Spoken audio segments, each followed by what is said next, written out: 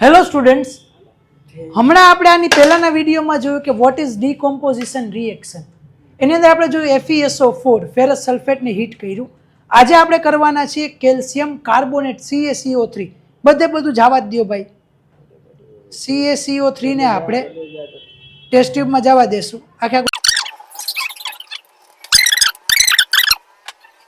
ભાઈ પહેલાની જેમ થોડો ઘણો કાંઈ અવાજ આવે છે આમ?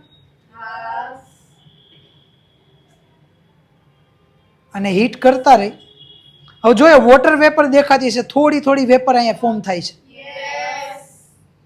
તો આ પાવડરમાં આપણને કંઈ દેખાતું નહોતું એવું ગરમ, ઓકે, કે અંદર આપણને કોઈ પાણી નહોતું દેખાતું, બટ તોય એની અંદરથી કાંઈક વોટર વેપર રિલીઝ થઈ છે.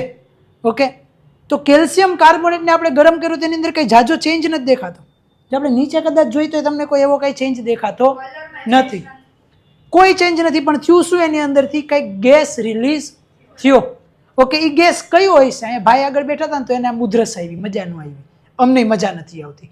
તો કેલ્શિયમ કાર્બોનેટને જ્યારે આપણે હીટ કરશું ને તો એમાંથી મળશે આપણને CaO અને એમાંથી મળશે આપણને કાર્બન ડાયોક્સાઇડ ગેસ.